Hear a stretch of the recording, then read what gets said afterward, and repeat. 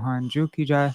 Nitya Lila Pravishta Om Vishnupad Ashtutarashata Shishimar Bhakti Vedanta Narayan Goswami Maharaj Shri Gurudev ki jai.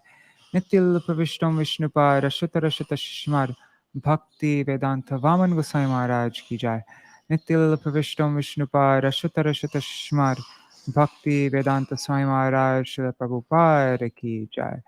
Nitya Pravishtam Vishnupad Ashatarashata Shishmar Bhakti Pragyan Keshav Gosai Maharaj ki jai. Nitya Pravishtam Vishnupad Ashatarashata Shishmar Bhakti Siddhanta Saraswati Gosai Prabhupada ki jai.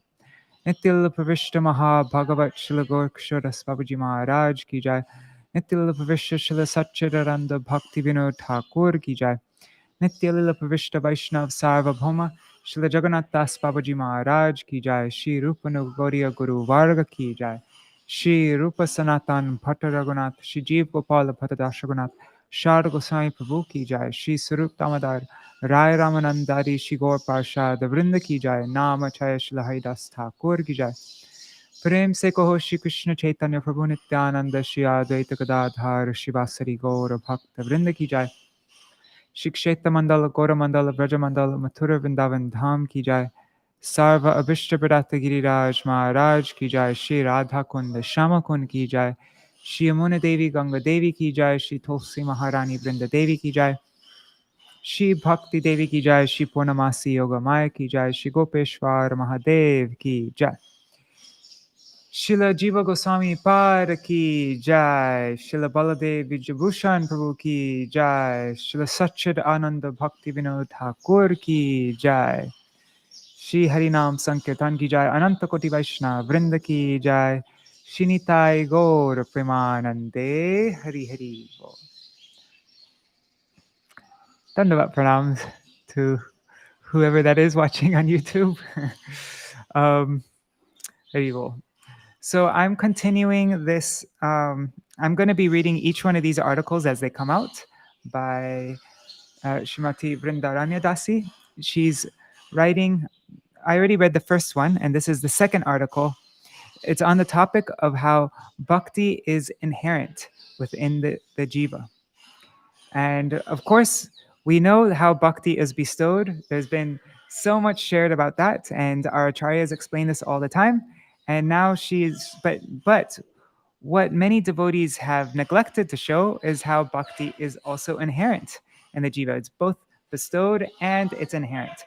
So in these coming articles, she'll be showing lots of evidence and quotes from all of our acharyas, especially Jiva Goswami and our foundation, like our original acharyas. She'll be focusing mostly on that because lots of people are saying that Srila Bhaktivinoda Thakur, he invented this new idea or something. And so she's showing actually, no, he's fully in a line with all of our previous acharyas. So this first article is a roadmap. She's giving she's giving a synopsis of what each of the subsequent articles will be about. Haribo Rup Manjari Didi, Dandavat Pranam. So let me share my screen.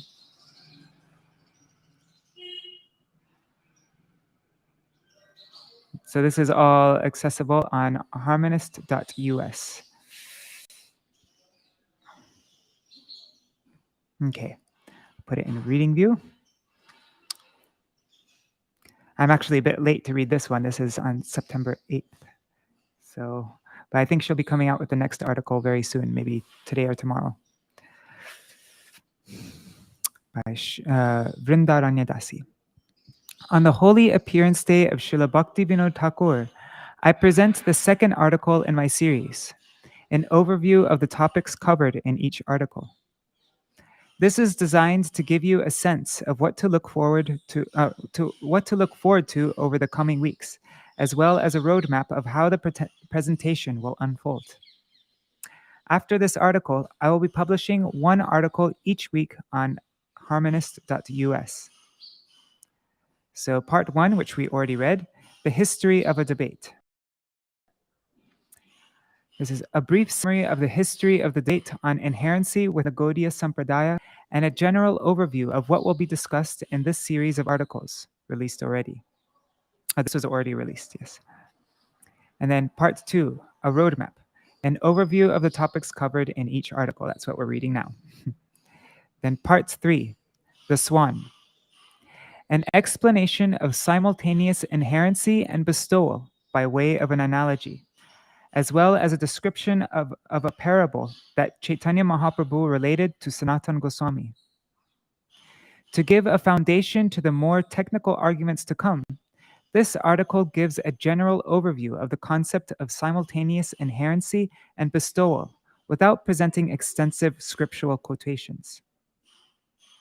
I love the way that she's doing this. She's making it accessible and digestible and like bringing some, not just getting in this like whole scholarly, dry, high, like she's making it actually relatable and we have something to go back to also, like to make sense of everything else. So yeah, it's really lovely how she's doing this. Okay, part 4, Vaishnava Vedanta.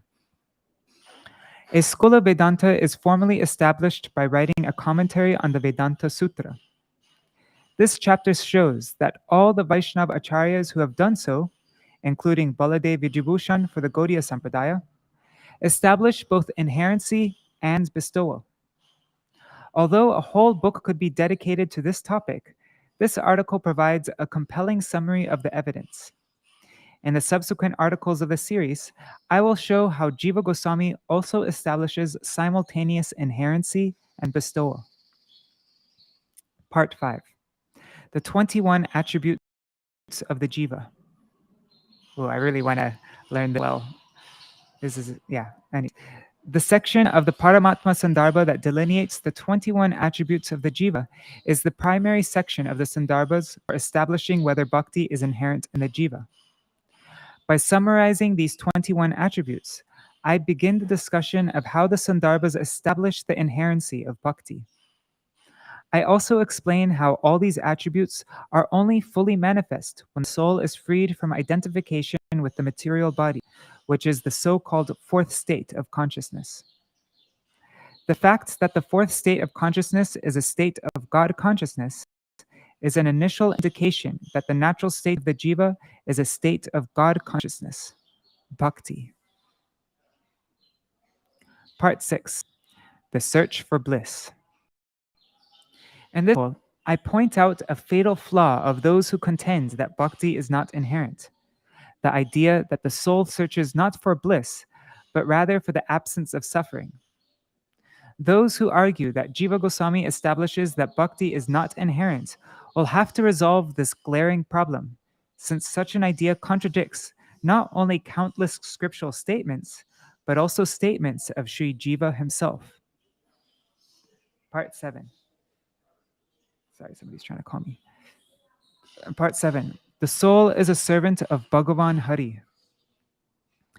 The famous statement, dasa bhuto harer eva, the soul is a servant of Bhagavan Hari only, and never of anyone else. This statement is found in the section of the Paramatma Sandarbha that describes the 21 attributes of the jiva. Those who say that bhakti is not inherent try to establish that this statement simply means that the soul is dependent on God in a general sense. I show how this understanding is untenable. Part 8, a servant of God, Sheshatva. A parallel statement to Dasa Bhuto Harer Eva, that the soul is a servant of Bhagavan Hari only and never of anyone else, is Sheshatva. Jamatri Muni considers Sheshatva to be the primary quality of the soul. But what exactly does Sheshatva mean? We will explore the term in context. And see that it means a servant of God. Part 9, unmanifest qualities of the soul. In this article, I will explore in more detail how some of the qualities of the soul are unmanifest. When one properly understands this point, it is obvious that bhakti is inherent.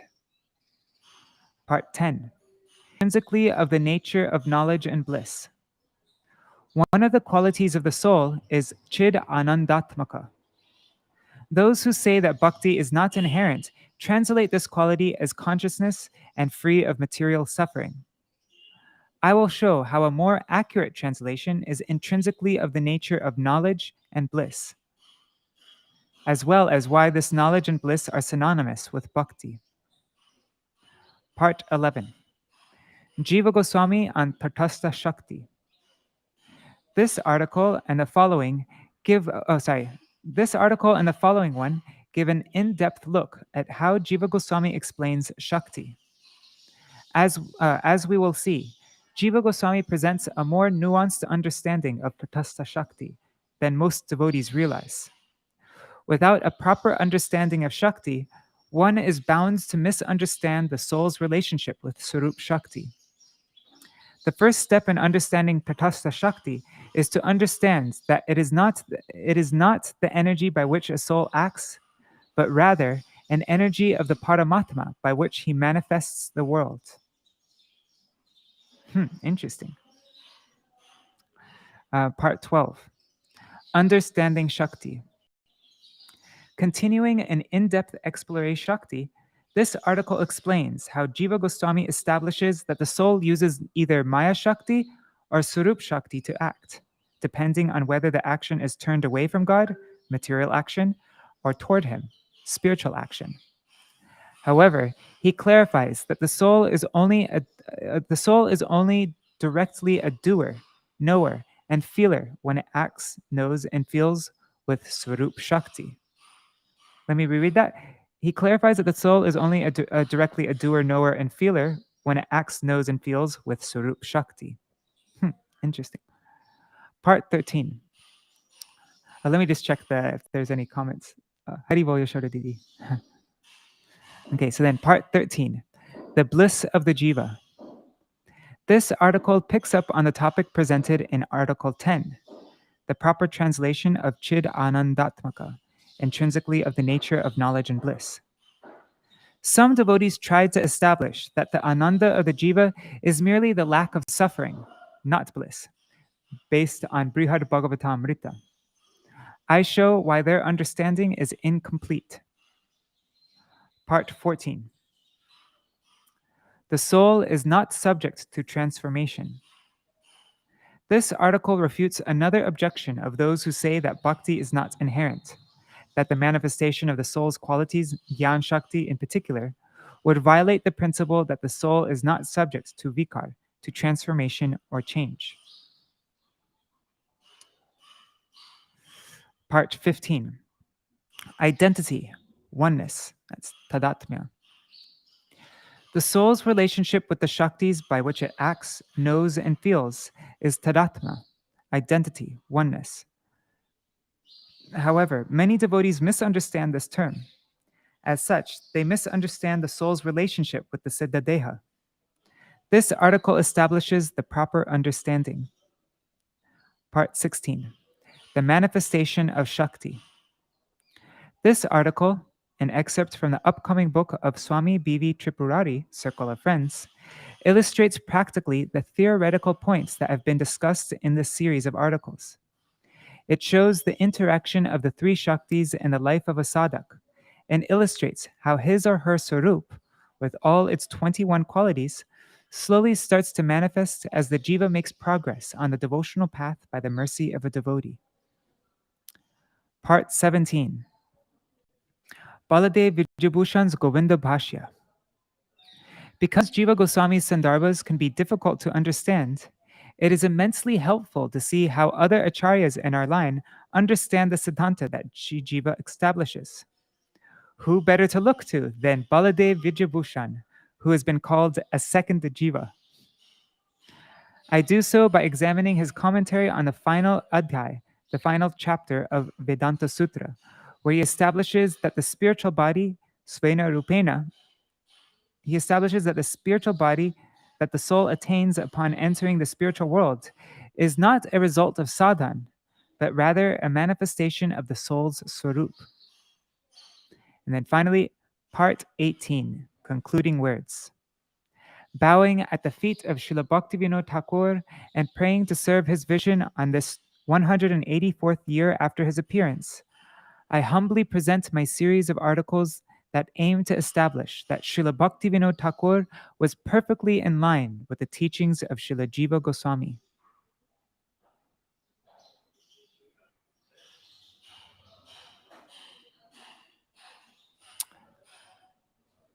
Oh, and there's, I'm just looking at this footnote that says that Baladev Vijabhushan is called a second Jiva. So what does it say? It says, just as Rupan Sanatan taught Jiva, so Vishwanath and others trained Baladev.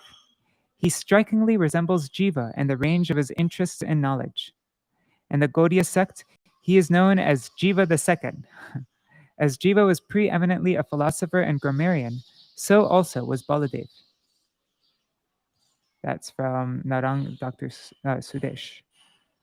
The Vaishnava philosophy according to Baladev Vijabhushan. All right, so that's, and there's something about these articles.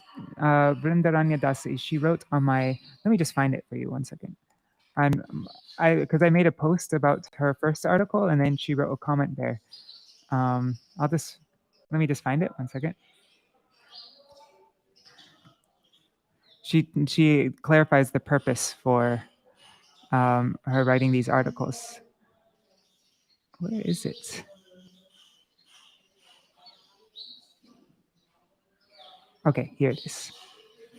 Okay. Maybe I can read this on the next time I read her next articles, but let's see. She said, I wanted to mention something in regard to the aim of my articles.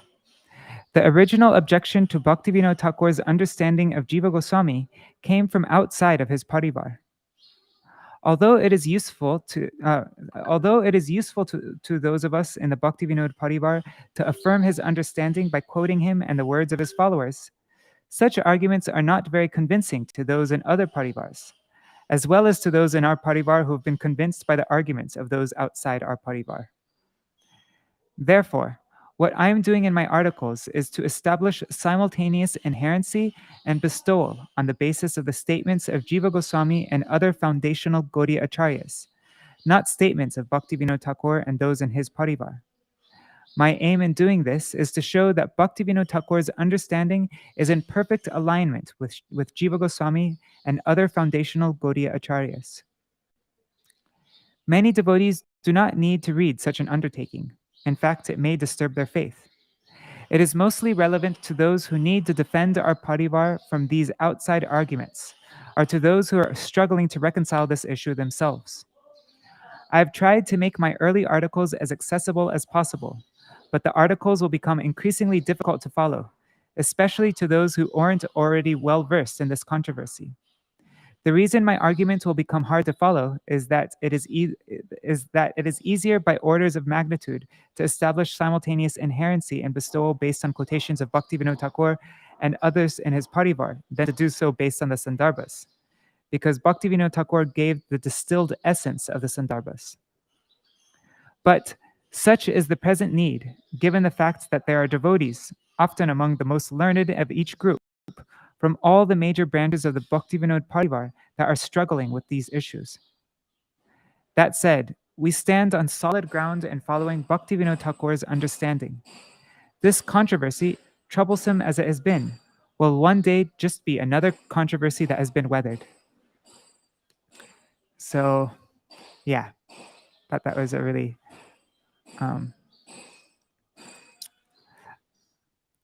all right, so thank you for reading with me, and I'll see you in the next article.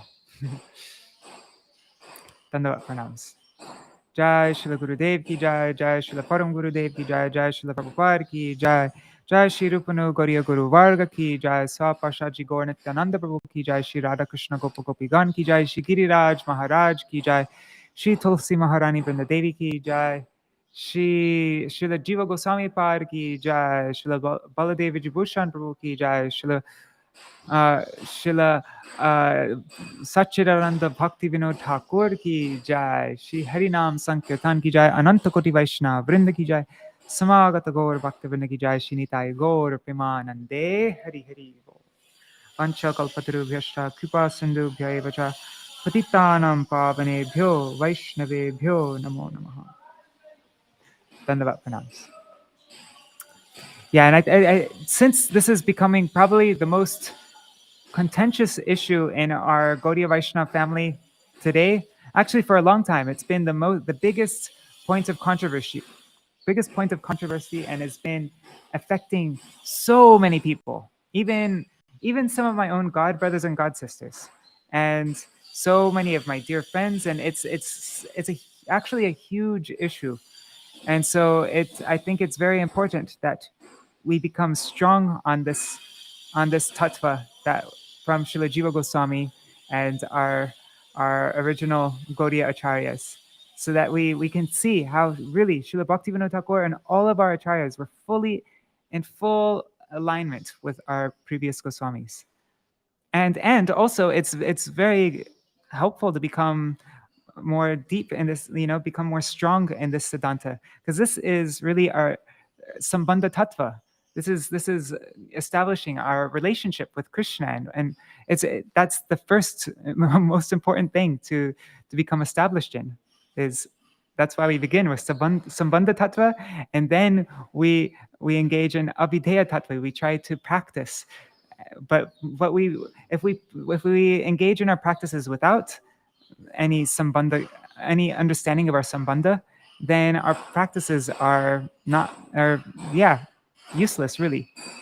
Or maybe we get some sukriti or something, but really it's so essential to become strong on the siddhanta. So I look forward to going on this journey with all of you, learning about these very important subject matters. All right, dandavat pranams everybody. See you all tomorrow.